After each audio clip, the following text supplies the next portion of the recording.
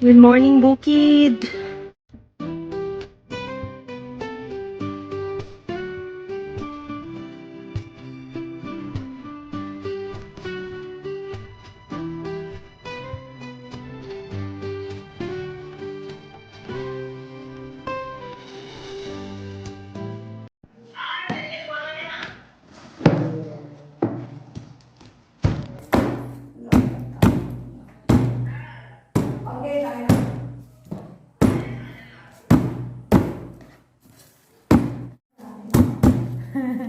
Kambing party. Umuwi si Subash kagabi.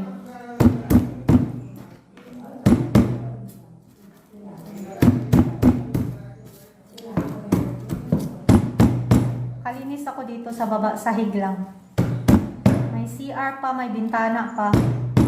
May mga cobwebs pa. Hindi kasya ang isa o dalawang araw sa linis dito. Kailangan buong linggo. General cleaning.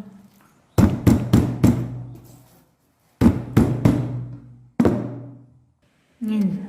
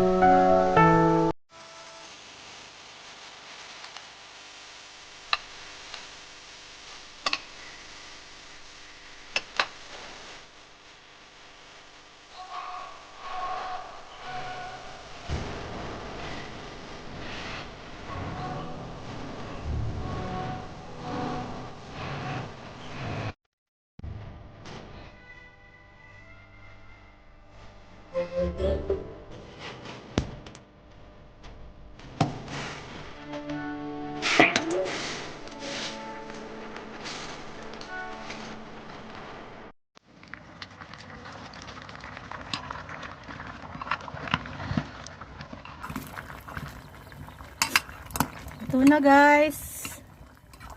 My God. Hirap. Liit ng ano nila.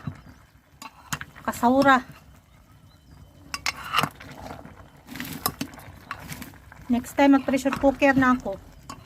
Hindi na dito.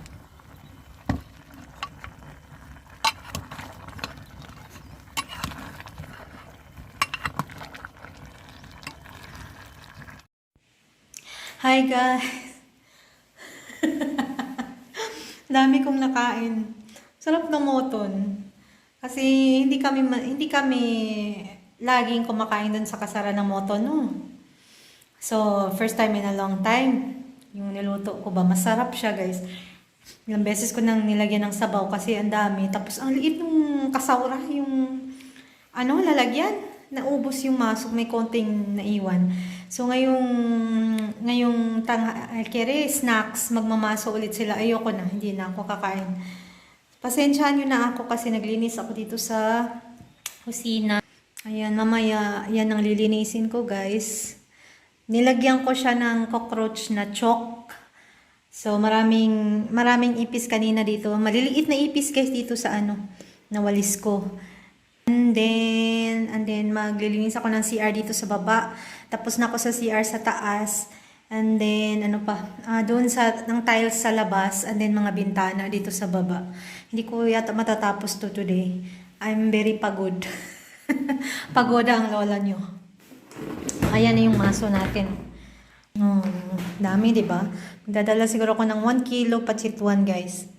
Ayan, dami. Hindi ko alam anong... paano nila yun uubusin, bahala sila.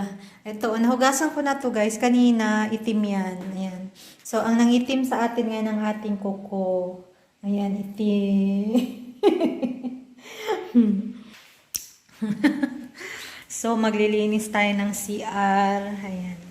Kanina nagmap guys. Ayan, nagmap ako dyan. So, ganun pa rin naman. Hindi naman siya ganun kalinis. Kasi, in and out sila, yung paa, ayan makra. Hindi talaga siya yung nagsa-shiny ba na Pero okay lang din. Tapos maglilinis ako ng CR. Dito naman sa taas, hindi naman siya masyadong makabwebs. Konti lang kasi nakalinis tayo nung nakaraan. And then yung sa taas guys, lang yun. Walis-walis na lang ba? Walis-walis. And then, ayun. Ang tawag dito, sakit ng ulo ko. Yan, mga bulaklak ni mother-in-law. Tsaka marami siyang guys. Lahat yan, yan, ginger yan lahat. Ginger or turmeric, ayan. Wala siyang tanim ngayon. Kalabasa lang, parsi. Mga bulaklak para sa kanyang puja. Hindi yan nawawala itong red. Ayan. Para yan sa kanyang prayers. Ayan. Sa kanyang altar. Ayan. So, ang ating palay ay kulay dilaw. Yung iba ay green. So, hindi siya kasing ganda nung last na punta natin dito. Yung last natin talagang ang ganda tingnan. Pero ngayon, hindi. Tumubo na siya. Hindi na. Mamaya na yan magandang tingnan guys kung fully ripe na talaga yung yung mga rice. Ayan, tumubo na yun doon. Yung, di ba may yan dyan guys? Landslide, tumubo na siya. Dito din, nagsunog sila, tumubo na rin. Ayan, gandang bukid natin. Ayan ang ating bintana. Na kailangan punasan at yung sa kusina. So, ang problema ng bahay na ito guys, kasi walang bubong. Wala yung third floor na bubong. Ayan, lumot siya, lumot. So, alam naman ako pang maglinis niyan guys. Paano yan lilinisin? Sa tubig yan, sa ulan. Kung gusto nilang linisin yan, mamaya na pag yung mabubungan na siya. So, hindi ko alam, hose na, malakas na hose ang panglinis dyan. Nakikita nyo kaya, yan. Kasi, ang bahay. Sayang yung bahay dito sa Nepal. Ang hirap i-maintain, mahirap linisan, ang laki. Ako lang mag-isa. So, hindi ko alam kung kailan mag-aasawa si Subas.